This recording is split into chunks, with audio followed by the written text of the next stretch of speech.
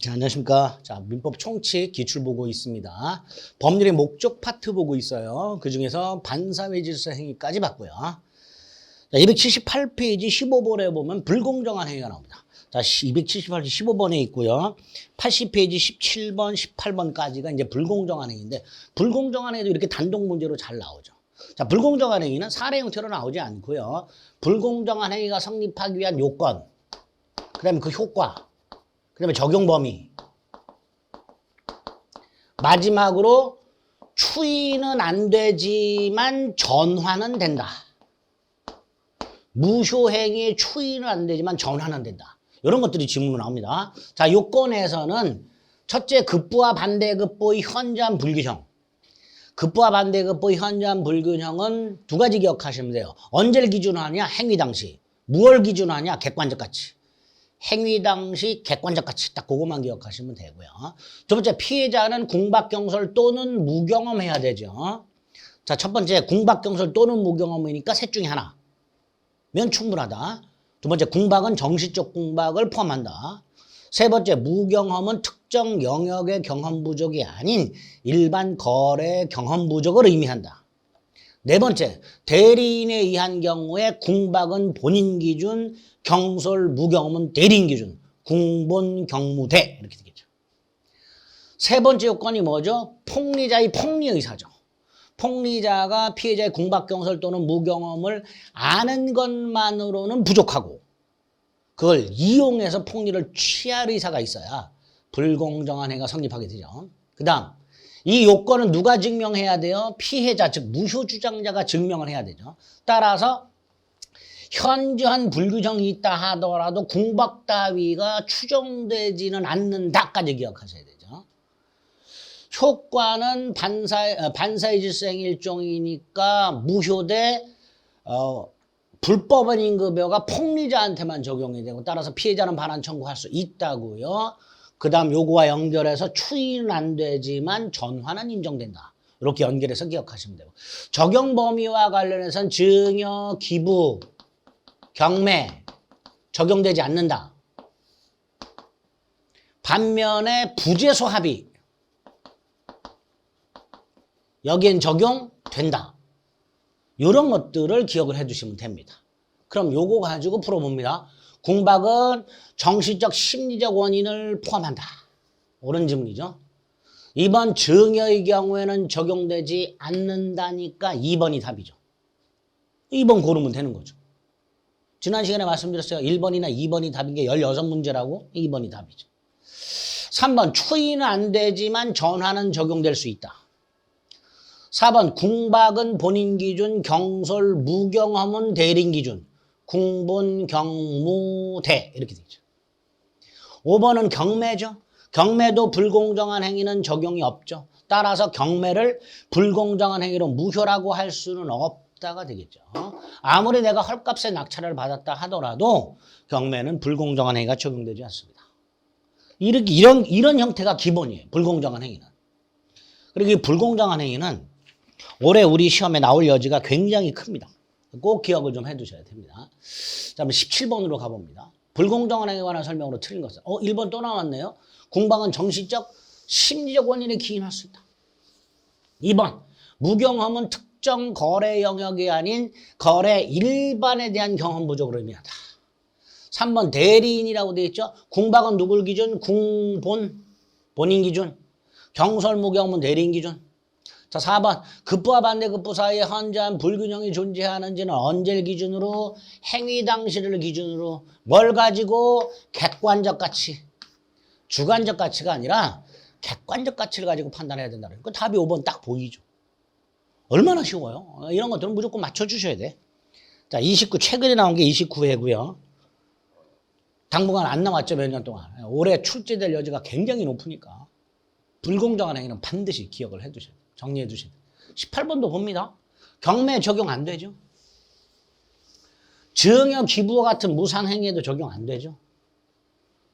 추인은 안 되지만 전환은 되죠. 전환은 적용이 되죠. 4번 궁박은 누굴 기준 한다 그랬어요? 대리인이 아니라 본인 기준 한다 그랬죠. 4번이 틀렸죠. 거저 먹죠. 5번 언제를 기준으로 한다 그랬어요? 행위 당시. 뭘 가지고? 객관적 가치. 그래서 지금 불공정한 행위 기출문제 세 문제를 확인해 봤는데 이런 것들은 중요하긴 하지만 난이도는 하난이도고요. 기본 점수를 주기 위해서 출제하는 것들이에요.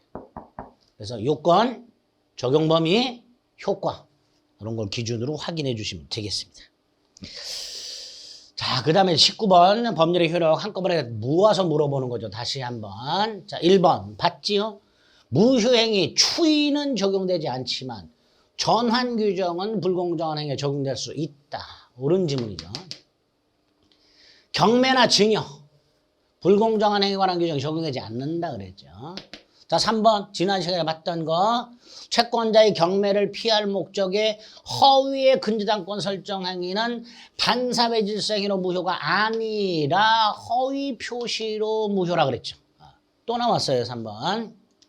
자, 4번은 반사회 질서 행위와 관련된 동기의 불법. 자, 동기의 불법은 어떻게 처리한다 그랬죠? 원칙이 반사회 질서 행위가 아니지요. 원칙이 반사회 질서 행위가 아니에요. 근데 예외가 있었죠. 어떤 예외? 그 동기가 상대방에게 표시가 됐거나 알려졌어. 상대방에게 표시가 됐거나 알려졌어. 그런데 그 표시가 되거나 알려진 동기가 불법해. 그럴 때는 반사회 질서 행위로 무효가 된다 그랬죠. 이게 예외죠. 예외.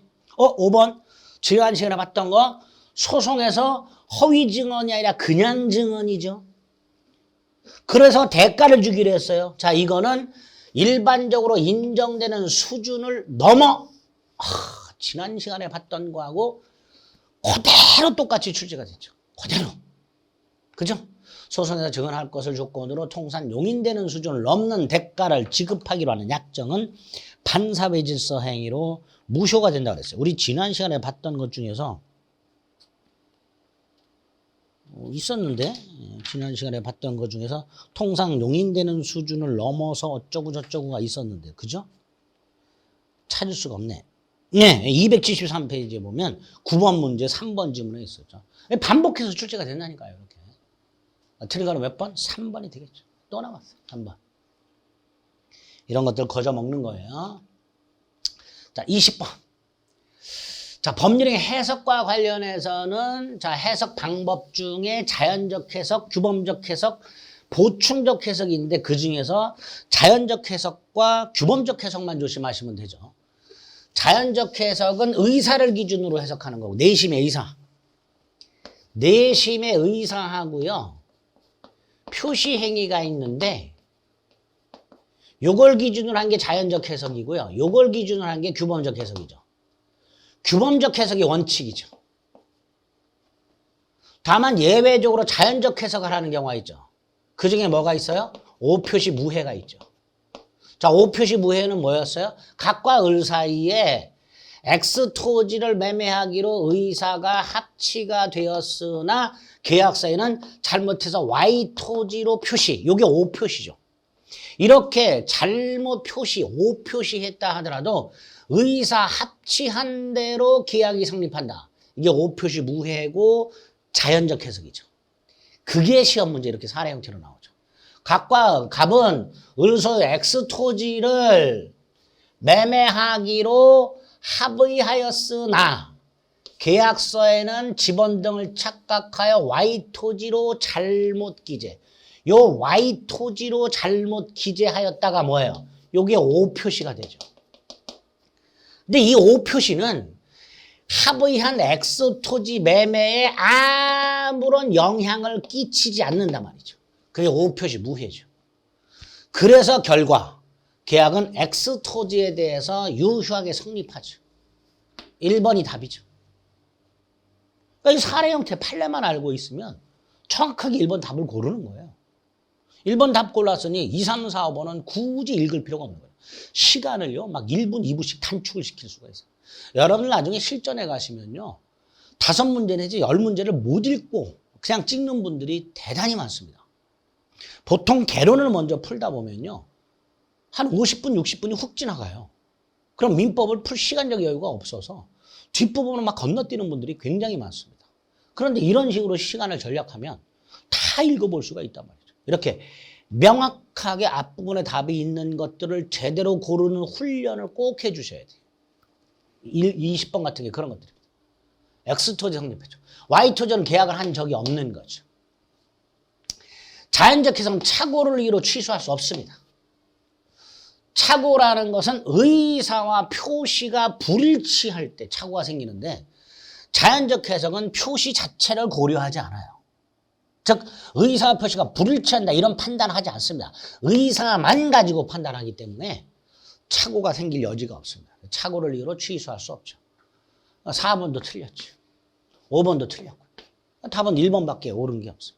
이런 식으로 골라주실 수 있어야 돼요. 이렇게 법률의 목적과 관련된 요 효력 요건, 확정성, 가능성, 적법성, 사회적 타당성 중에서 적법성과 사회적 타당성, 적법성에서 단속 규정, 사회적 타당성에서 반사의 질서 행위, 인거 아닌 거, 이중매매, 불공정한 행위의 요건과 효과, 적용 범위, 법률의 해석과 관련된 오표시, 무해 이런 것들이 집중해서 시험 문제 나오는 거예요. 그래서 지금 지난 시간에 걸쳐서 체크해드렸던 문제들을 정확하게 숙지하시면 시험장 가셔서 충분히 맞출 수 있습니다. 자, 여기까지가 목적과 관련된 거고요. 자, 민법 청지 두 번째 파트가 의사표시죠. 법률행의 필수불가결의 요소가 의사표시죠. 이때 그 법률행의 필수불가결의 요소인 의사표시가 정상적이어야 법률행위도 유효가 되죠. 따라서 이게 비정상적이라면 법률행위도 무효 아니면 취소할 수 있죠. 그 비정상적 의사표시가 뭐예요? 의사표시가 불일치하는 경우가 있고요. 그 다음에 의사표시는 일치하지만 하자가 있는 경우가 있죠. 여기서 의사표시가 불일치하는 게 세 가지죠. 진이 아닌 의사표시, 허위표시, 착오 이렇게 되죠. 반면에 일치는 하지만 하자가 있는 게 뭐예요? 사기, 강박이죠. 그 중에서 요 107조, 108조는 불일치한다는 걸 표의자가 알고 있는 거고요. 109조는 모르고 있는 거죠. 자신의 의사표시가 불일치한다는 걸 모르고 있는 경우고요. 사기, 강박은 의사표시가 일치하지만 사기나 강박을 당하는 경우죠. 그 중에서 특히 요 착오하고 사기, 강박이 조금 더 출제가 잘 된다고 그랬습니다. 자, 여러분 비지리 표시부터 사기, 강박까지 어떤 식으로 출제가 되는가 살펴보겠습니다. 먼저 1번 비지리 표시가 나왔죠. 자, 비지리 표시는 출제 빈도가 제일 떨어져요. 비정상적 의사표시 중에서. 일단 비지리 표시는 107조 암기하셔야 되죠. 1항 표의자가 지인이 아님을 알고 한 것이라도 효력이 있다 이렇게 되죠. 지인이 아님이 뭐였어요? 의사와 표시가 불일치하는 걸 지인이 아님이라고 한다고 그랬죠. 지인이 아님을 알고 한 것이라도 효력이 있다, 즉 유효하다. 그러나 상대방이 알았거나 알 수 있었을 경우에는 무효가 된다 이렇게 되죠. 107조 1항 본문과 단서에 이루어져 있죠. 2항에서는 전항의 무효는 선의의 제3자에게 대항하지 못한다. 이게 비진의 표시죠. 두 번째 비진의 표시는 무슨 의사 없이 뭐뭐 하는 경우 이게 비진의 표시죠. 증여 의사 없이 증여하는 경우, 사직의 의사 없이 사직서를 제출하는 경우 이런 것들이 비진의 표시가 될 거예요.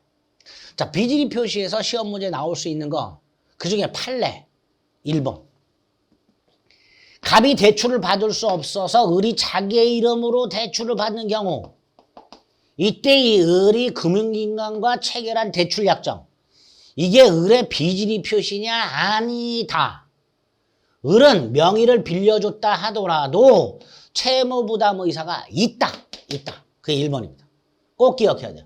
대출 절차상 편의를 위해서 명의를 빌려준 을. 채무부담 의사가 있음으로 비진의 표시가 아니다가 됩니다. 1번 꼭 기억하셔야 돼요. 비진의 표시와 관련해서 출제될 수 있는 판례 중에 하나입니다. 꼭 기억하셔야 돼요. 또 하나가 나중에 보면 이제 지인의 뜻 물어보는 게 두 번째로 출제가 될 수 있습니다. 어쨌든 비진의 표시에서 답으로 출제될 수 있는 것 중에 하나가 1번입니다. 비진의 표시가 아니라는 거. 자, 이번 비진의 표시에 관한 규정은 상대방 있는 단독행위에도 적용이 되죠. 단독행위는 상대방이 있든 없든 적용이 되고 계약에도 적용이 되죠. 예컨대 상대방 있는 단독행위, 취소 같은 것들. 취소 의사 없이 취소. 이게 비진입 표시가 되는 거죠. 취소 의사 없이 취소. 3번 비진입 표시는 상대방이 알았거나 알 수 있었을 경우 무효죠. 그러니까 유효가 되려면 상대방은 선의 무과실이어야 되죠. 비진입 표시가 유효가 되려면 상대방은 선의이며 무과실이어야 되죠. 자, 4번 나왔지요. 거짓 사직서 제출. 사직의 의사 없이 사직서 제출이니까 뭐예요? 사직 의사 없는 사직서 제출. 비진입 표시죠. 비진입 표시. 자, 4번.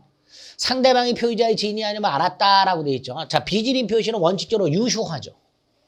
상대방이 알았거나 알 수 있었을 경우 무효가 되죠. 자, 이때 갑하고 을 사이에 소송이 붙었어요. 갑이 을에게 증여를 했는데 갑은 비진입 표시라고 주장하고 있어요. 을은 몰랐다고 주장하고 있어요. 비진입 표시인지. 즉, 이 증여가 유효인지 무효인지 다퉈지고 있을 때 우리 대법원은 상대방의 선의 무과실을 추정을 해줍니다. 상대방의 선의 무과실을 추정한다는 건 증명이 된 거예요. 증명이 된 거니까 증명이 필요가 없어요. 즉, 상대방은 자신의 선의 무과실을 증명할 필요가 없고 비진입 표시로서 무효라고 주장하는 자가 상대방의 악의 또는 과실을 입증해라. 이게 판례입니다. 그래서 상대방이 지인이 아님을 알았다는 것, 이게 악의죠. 요거를 무효를 주장하는 자가 증명하라. 이게 판례입니다. 기억해 주세요. 틀린 것은 1번. 그러니까 1번 답을 딱 고를 수 있으면요. 5번 같은 거 어려운 지문들을 굳이 안 봐도 되는 거죠. 자, 2번 역시 비진입 표시입니다. 자, 또 중요한 판례가 하나 나왔어요. 비진입 표시에서 말하는 지인이가 뭐라 그랬어요? 이거 암기하세요. 제가 수업 시간에 이해를 시켜드리려고 설명을 드렸어요. 강박을 당해서 재산을 뺏기는 걸 예를 들어서 설명을 드렸었어요. 자, 거기서 외울 게 뭐예요? 비진입 표시에서 말하는 지인이란 특정한 내용의 의사표시라고 하는 표시의 생각을 말하는 것, 이렇게 외워야 된다 그랬죠. 진정으로 마음속에서 바라는 사항을 뜻하는 것이 아니다. 이걸 바꿔서 출제를 해요. 지인이란 표시가 진정으로 마음속에서 바라는 사항을 뜻하는 것이지 특정한 내용의 의사표시를 하고자 하는 표시의 생각을 말하는 것이 아니다라고 출제를 해요. 그러니까 이거는 뭐 이해의 문제가 아니에요. 물론 이해하면 참 좋긴 하지만 이 판례를 이해하시는 분들이 그렇게 많지 않아요. 설명을 드려도. 그래서 외우자 말이에요. 이런 것들은. 우리 그 국민교육헌장도 외우고 말이죠. 다 외우잖아. 중얼중얼 하다 보면 외워지잖아요. 외우는 거야. 입으로 중얼중얼해서. 자, 진의의 뜻. 특정한 내용의 의사표시라고자 하는 표시의 생각을 말하는 것이다. 네, 외우시는 거예요. 2번. 상대방이 표시자의 진의임을 알았어요. 그럼 무효죠. 취소할 수 있다가 아니고 무효죠. 무효. 2번 틀렸네요. 3번. 대리행위에 있어서 비진입 표시 여부는 누굴 기준으로 대리인 표준. 116조 1항. 대리행위 하자라고 해서 대리인을 표준으로 결정하게 됩니다. 4번. 지인이 아닌 의사표시에 효력이 없다. 무효라는 거죠. 자, 무효가 됐다 하더라도 107조 2항에서 뭐라고 돼 있었어요? 새로운 이관계를 맺은 선의의 제3자에게는 찍소리하지 못한다. 이게 107조 2항이죠. 조문 그대로 물어보고 있고요. 자, 5번. 비진입 표시하고 허위 표시의 차이가 뭐죠? 허위 표시는 갑이 을에게 비진입 표시를 해요. 여기까지는 비진입 표시하고 똑같아요. 그런데 상대방이 비진임을 아는 것에서 끝나는 게 아니고 통정을 해주죠. 다른 말로 통모, 양해, 합의를 해주죠. 비진입 표시는 이게 없어요. 요게 상대방과 통정, 통모, 양해, 합의가 없어요. 갑의 비진의에 대하여 상대방의 통정, 통모, 양해, 합의까지 있다는 게 통정의 표시. 그러니까 진의 아닌 의사 표시는 상대방과 통정이 없다는 점에서 뭐하고 구별된다? 허위 표시와 구별이 된다. 이렇게 말할 수 있겠죠. 옳은 질문이 되겠죠. 자, 틀린 거 2번. 자, 3번. 허위 표시가 나왔습니다. 그래서 비진입 표시에서는 딱 기억할 게 몇 개 안 돼요.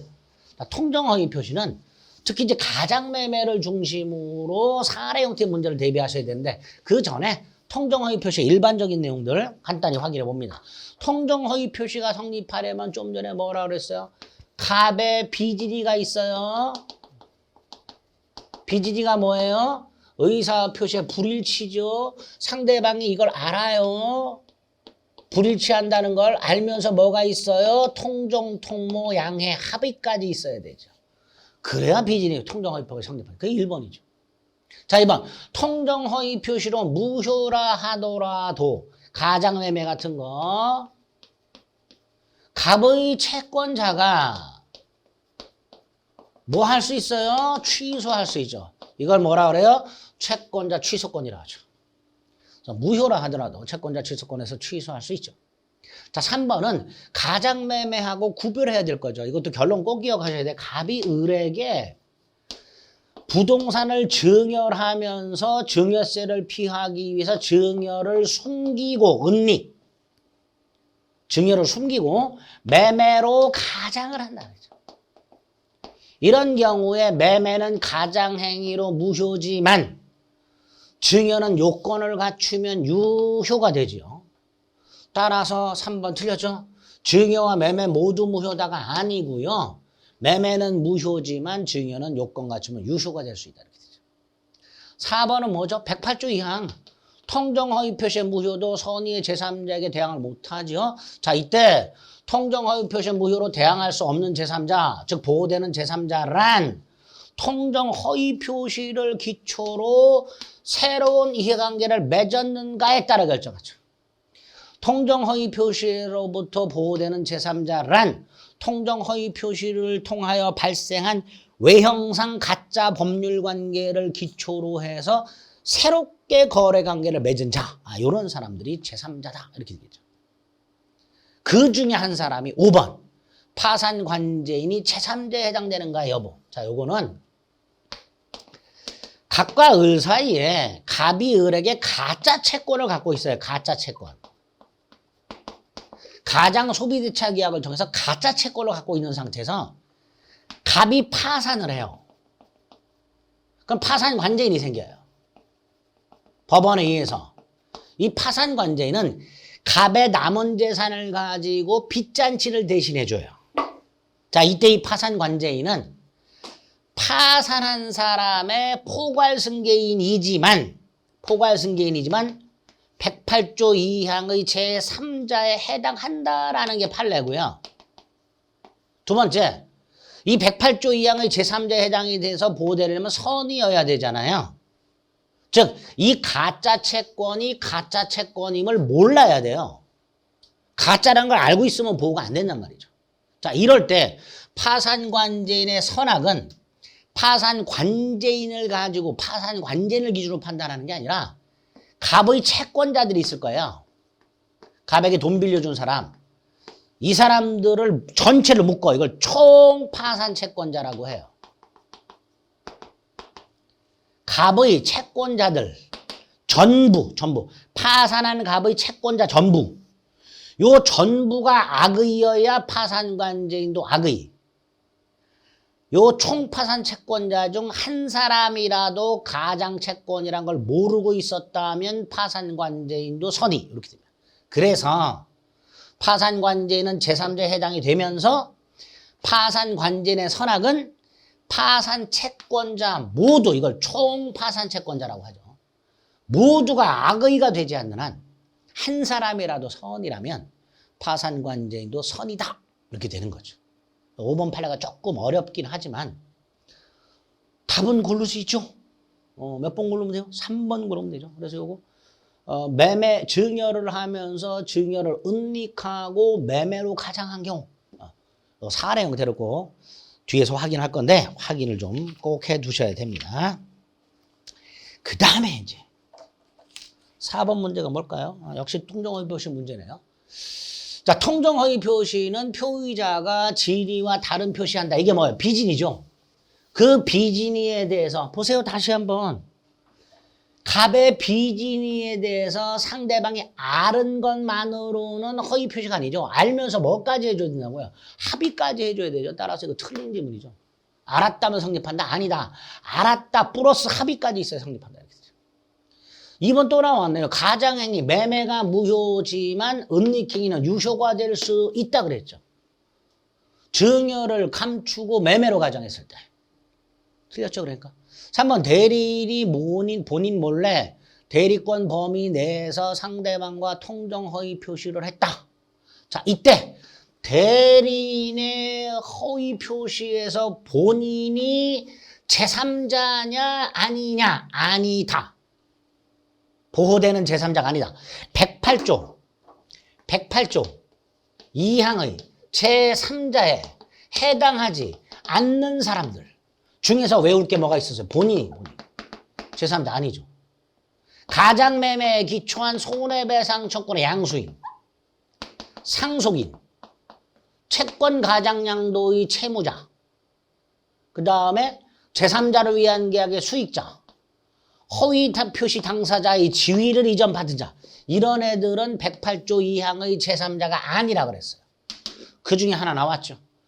대리인이 허위 표시했을 때 본인은 제3자가 아니다 말이죠. 4번 108조 2항에 따라 보호받는 선의의 제3자에 대해서는 누구도 무효로 대항할 수 없습니다. 선의의 제3자 스스로 무효를 주장하는 건 괜찮아. 그러나 그 누구도 선의의 제3자에게 대항할 수 없습니다. 그 다음 5번 가짜 소비대차에 따른 가짜 채권을 진짜로 생각하고 양수한 사람은 제3자다 이렇게 되겠죠. 제3자다. 우리 제3자 아닌 놈들 본인 가장매매에 기초한 손해배상 청구 양수인, 상속인, 채권 가장양도 채무자, 제3자를 위한 계약의 수익자, 지위를 이전받은 자, 이거 딱 기억하자요. 더 있는데 요것만 남기를 일단 해두죠. 6명. 그리고 5번을 봤더니 가짜 돈 빌려주는 계약에 따른 가짜 채권을 양수한 사람은, 선의를 양수한 사람은 108조의 양의 제3자에 해당한다가 되겠죠. 그래서 옳은 짐은 4번이 옳은 짐이 되겠죠. 조금 까다롭죠. 까다로운데 1번, 2번 같은 것들, 3번 같은 것 외워야 되는 것들이고요. 4번 누구도 선의의 제3자에게 대항하지 못하다. 이렇게 기억을 하시면 되고 5번은 지금 외우세요. 가짜 소비대차 계약에 따른 가짜 채권을 양수한 자, 보호되는 제3자에 해당한다. 그리고 3번과 관련해서 다시 한번 108조 2항의 제3자가 아닌 놈들 키워드로 기억을 해달라. 요거 가지고 문제가 풀려요. 자, 그 다음에 5번. 자, 5번하고 5번 문제는 뭐죠? 가장매매네요. 그죠? 가장매매가 이렇게 사례 형태로 얼마든지 출제가 될 수 있죠. 허위 표시 물어보면서 각과 을 사이에 을과 통정 허위 매매라고 돼 있죠. 이게 가장매매예요. 그래서 을에게 등기를 넘겨줬어요. 가장매매 무효고 등기 무효죠. 일단 요 상태의 법률관계 하고요. 그 다음 두 번째 경우에서 을이 선의의 병에게 팔아먹고 병에게 등기를 넘겨준 경우. 이렇게 나눠서. 일단 각과 을사의 가장매매는 무효잖아요. 무효니까 각과 을은 채무가 없지요. 채무 이행할 필요가 없지요. 두 번째로 가장매매가 설령 무효라 하더라도 선의의 제3자에게는 찍소리 못하지요. 병이 지금 선의의 제3자잖아요. 그러니까 갑은 병을 상대로 무효다라고 주장할 수가 없게 되는 거죠. 말소해라 주장 못하는 거죠. 그래서 병은 소유권을 취득하게 되죠. 자, 4번은 자, 만약에 갑하고 병이 소송이 붙었을 때 우리 대법원은 병의 선의를 추정을 해줍니다. 병의 선의가 추정된다는 게 무슨 뜻이에요? 병은 선의를 증명할 필요가 없죠. 따라서 무효 주장자인 갑이, 그래서 이건 내 거다라고 주장하는 갑이 병의 악의를 증명해야 되죠. 자, 5번 요거 잘 나오죠. 108조 2항에 의하면 선의의 제3자 보호되죠. 이때 선의는 두 종류죠. 선의 무과실과 선의 과실이 있죠. 근데 108조 2항에서는 선의 무과실의 제3자가 아니라 그냥 선의의 제3자라고만 돼 있어요. 따라서 제3자는 선의이기만 하면 과실이 없든 있든 보호가 됩니다. 즉 제3자의 과실 유무 불문한다. 이게 판례죠. 조문에서 그렇게 되어 있으니까. 따라서 병이 선의라면 과실이 있더라도 소유권을 취득한다가 되겠죠. 조심해 주셔야 됩니다. 이렇게 가장매매 사례 형태로 나오는 거 대비하셔야 되고요. 그 다음에 이제 6번, 7번이 나옵니다. 6번, 7번이 108조 2항의 제3자 여부죠. 6번에 보면 이렇게 돼요. 통정허위 표시의 무효는 선의의 제3자에게 대항하지 못한다라고 돼 있을 때 그 제3자에 해당하는 자를 고르라고 돼 있죠. 그런데 우리는 해당하지 않는 자를 알고 있어요. 해당하지 않는 자 6명.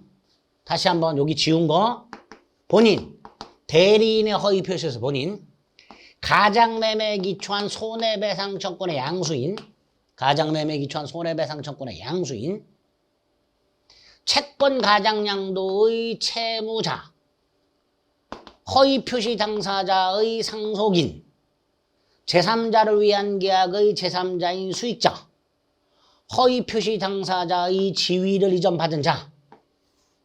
108조의 제3자 아니라 했죠? 찾아봅니다. 본인 보여요. 허위 표시에 체결된 제3자를 위한 계약의 제3자 수익자 보입니다. 자, 이 두 돈 빼야 돼요. 일단. 이건 제3자가 아니야. 그럼 디귿 리을 들어있는 거 2번 제껴, 3번 제껴, 5번 제껴, 4번 제껴. 디귿이나 리을 들어있는 거 제끼고 났더니 하나 남았네요. 답은 1번이 되겠죠. 그러니까 이거 외우기만 하면요. 답 그냥 골라줘요. 진짠가? 자, 다음 페이지, 다음 문제 봅니다. 우리 287페이지 교재 보면요. 그 제3자 아닌 놈들 박스 쳐놨어요. 그 중에 지금 제가 체크된 6명 외우세요. 7번 봅니다. 통정허위 표시를 기초로 새로운 이해관계를 맺은 제3자에 해당하지 않는 자라고 돼 있어요. 해당하지 않는 자. 보여요? 뭐가 보여요? 채권 가장양도의 채무자가 보여요. 보이죠? 이거 이해해서 풀면 안 돼요. 이해가 안 돼. 우리 앞에서 봤던 6번이나 7번에 있는 놈들을 하나하나 머릿속으로 이해하려면요. 머리가 깨져요. 그렇게 이해해도 시험장 가서 답을 못 골라. 그럼 우리는 어떻게 해야 돼? 외우자. 골라지잖아요. 민법은 이해 과목이긴 해도요. 정 이해가 안 되는 부분들은 빨리 풀기 위해서 암기해야 될 것들이 좀 있어요. 이런 것들이 거기에 해당되는 거예요. 나머지 몰라도 돼요. 나머지 어떤 놈들인지 우린 몰라. 한 놈 아는 놈 하나 있네. 파산연골 받은 가짜 채권을 갖고 있는 사람의 파산 관계에는 포괄승계인이긴 하지만 제3자에 해당한다. 이건 봤죠. 우리가 알고 있는 놈이 꼴랑 하나야. 제3자인 놈. 그러니까 아닌 놈들을 암기해둬가지고 그거 가지고 3번 골라주실 수 있으면 되는 거예요. 아시겠죠? 하나하나 이해하려고 하지 마세요. 7번의 답은 3번이 될 겁니다. 자, 그 다음에 8번을 봅니다. 뭐죠 이거? 아까 봤던 거. 가장행위, 은닉행위. 가장매매와 구별해야 될 거. 보세요. 8번 문제. 갑은 자신의 엑스토지를 이렇게 증여했어요. 그런데 증여세를 아끼려고 증여를 숨기고 매매를 한 것처럼 꾸몄죠. 자, 갑과 을 사이에 실제로 증여를 했고요. 근데 이걸 숨기고 매매를 한 것처럼 가장을 해서 등기까지 넘겨줬다 그랬어요. 자, 여기서 매매는 가장행위로 무효지만 증여는 은닉행위로서 요건 갖추면 유효라 그랬죠. 그 다음 증여가 유효하면 등기도 유효가 돼요. 등기가 유효라는 것은 을이 소유권자라는 뜻이에요. 따라서 을이 병한테 팔아먹으면 병은 소유자하고 거래한 거기 때문에 이런 사정을 몰랐든 알았든 소유권을 취득한단 말이죠. 단순히 가장매매라면 을등기가 무효이기 때문에 병은 선의만 소유권을 취득하는데 가장행위 은닉행위라면 등기 자체가 유효가 되니까 을과 거래한 병은 선악불문하고 소유권을 취득한단 말이에요. 여기서 달라진단 말이에요. 그걸 물어보는 거예요. 그럼 보세요. 기억니은 매매계약은 가장행위로 무효죠. 증여는 은닉행위로 유효죠.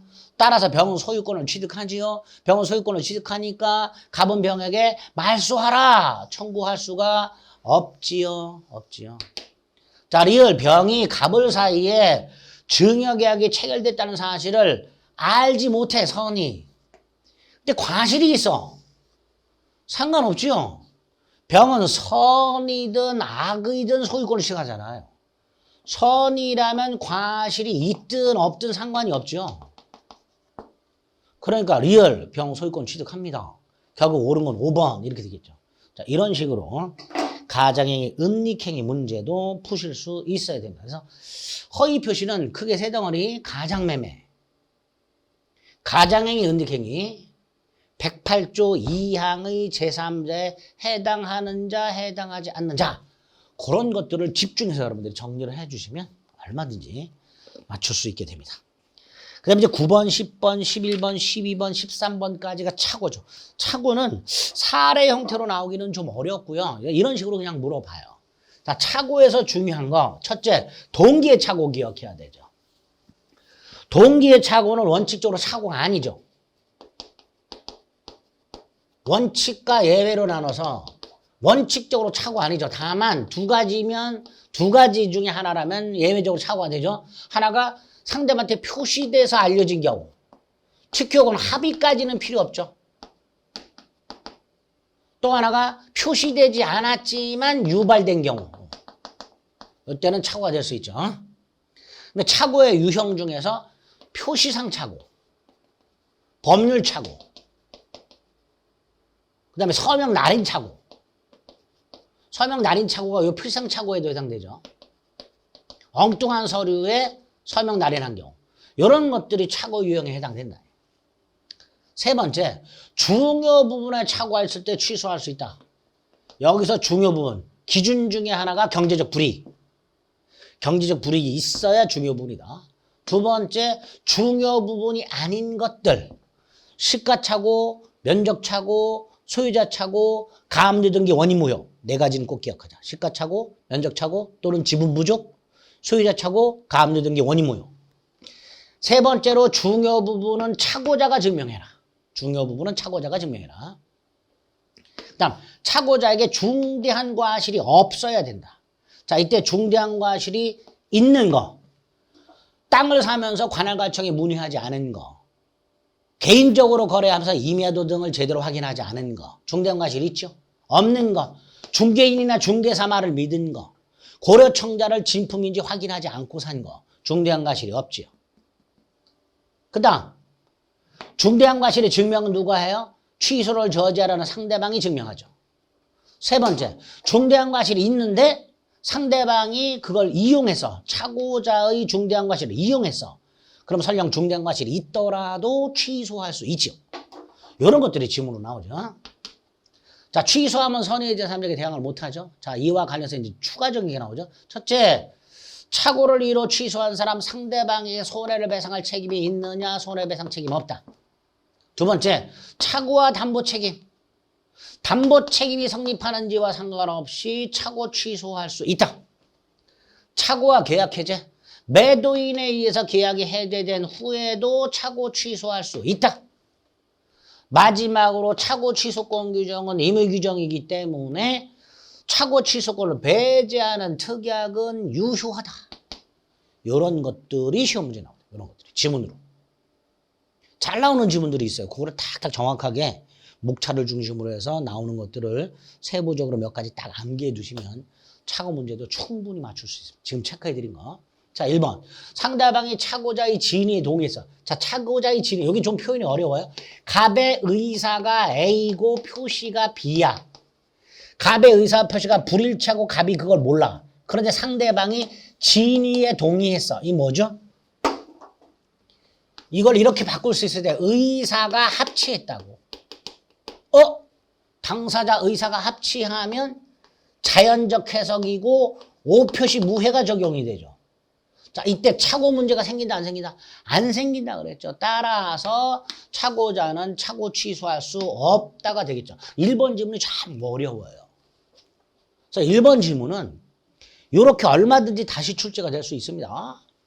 상대방이 착오자의 진위에 동의했다라는 말은 의사가 합치했다. 이렇게 딱 연결할 수 있어야 돼. 의사가 합치. 양당사자의 의사가 합치했다. 그 말은 자연적 해석이고 자연적 해석은 착오 취소할 수가 없다 그랬죠. 그렇게 연결해서 1번 질문은 기억하셔야 돼요. 자, 법률 착오도 중요 부분 착오라 그랬고요. 농지 상당 부분이 하천이야. 경작이 불가능해. 그런데 경작 가능한 농지인 줄 착각해서 요거를 목적물의 성질에 관한 착오라고 하고요. 중요 부분의 착오에 해당이 됩니다. 4번은 1번하고 똑같은 거죠. 당사자가 합의한 매매 목적물 X토지. 지번을 착각해서 계약서에는 Y토지로 잘못 표시. 1번하고 똑같은 거예요. 이게 오표시 무해 같은 거예요. 따라서 1번하고 4번은 같은 문장이에요. 같은 문장인데 1번 뭐라고 했어요? 착오 취소할 수 없다. 4번. 옳은 지문이죠. 자연적 해석이 적용되기 때문에 착오 문제는 발생하지 않습니다. 4번 옳은 지문. 5번. 토지 소유자가 공무원의 법령 오해에 따른 설명으로 착오에 빠졌다. 상대방으로부터 유발되었다. 착오 취소할 수 있다. 이렇게 되겠죠. 착오 취소할 수 있다. 좀 까다롭죠? 까다로운데 하여튼 1번 지문은 상대방이 착오자의 진위에 동의했다. 그럼 양당사자의 의사가 합치했구나. 자연적 해석이구나. 딱 이렇게 연결질 수 있어야만 됩니다. 10번 착오. 당사자가 착오를 이유로 취소하지 않기로 약정할 수 있는가? 그렇다. 그 약정은 유효하다. 따라서 착오 취소할 수 없다. 이렇게 되겠죠. 2번 지분이 부족하다. 중요 부분의 착오가 아니다. 시가착오, 면적착오, 지분 부족, 소유자 착오, 가압류 등의 원인 무효. 중요 부분의 착오가 아니다. 계약서를 착각했다. 엉뚱한 계약서에 서명 날인했다. 표시상 착오다. 엉뚱한 서류에 표시했으니까 표시상 착오다. 4번 상대방이 표의자의 착오를 알고 이용했으니까 중대한 과실이 있더라도 취소할 수 있다죠. 원래 중대한 과실이 있으면 취소를 못하는데 다만 상대방이 착오를 이용했다면 취소할 수 있다. 기억해야 되죠. 4번 틀렸죠. 자, 상대방에서 유발된 착오, 동기의 착오는 표시되지 않았다 하더라도 착오가 되죠. 그러니까 5번 착오가 될 수 있다. 옳은 지문이 되겠죠. 11번 매수한 토지가 계약 체결 당시 법령상 제한으로 인하여 매수인이 의도한 목적대로 이용할 수 없겠다. 매수인이 의도한 의도가 뭐냐? 매수인이 의도한 목적이 뭐냐? 공장 지려고.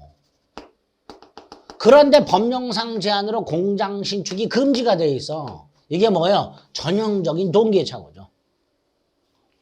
공장을 지으려고 동기. 땅을 샀는데 공장을 지을 수 없어. 동기의 착오. 이렇게 되죠. 자, 2번 키워드. 가압류 등기 원인 무효. 키워드. 중요분의 착오가 아니니까 착오 취소할 수 없다. 이렇게 되죠. 3번 또 남았네요. 유발된 동기의 착오가 있다면 표시되지 않았다 하더라도 착오가 될 수 있다. 중요분의 착오가 될 수 있다. 4번.